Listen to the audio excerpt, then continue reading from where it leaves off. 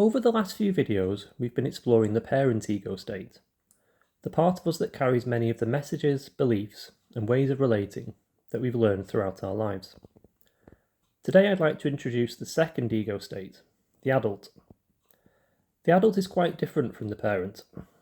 Rather than relying on old messages or habits, the adult focuses on what's happening in the here and now.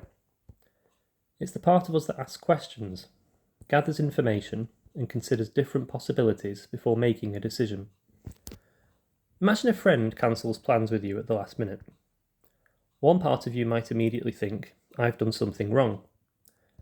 Another part might say, people are so unreliable. But the adult pauses before jumping to conclusions. It might wonder, I don't actually know why they've cancelled.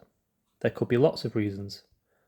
Perhaps I should check in with them before I make assumptions. The adult doesn't ignore emotions, and it doesn't ignore what we've learned from experience. Instead, it listens to both the parent and the child while asking what's actually true in this situation. What information do I have? What's the most helpful response right now? One of the goals of transactional analysis isn't to get rid of the parent or the child. It's to strengthen the adult so it can make thoughtful choices instead of allowing the parent or child to respond automatically. You might think of the adult as the part of us that brings balance. It helps us decide which old messages are still useful, which feelings need our attention, and what action makes sense today, not years ago. In the next video, we'll explore how the adult helps us navigate everyday life, and why it's such an important part of psychological well-being.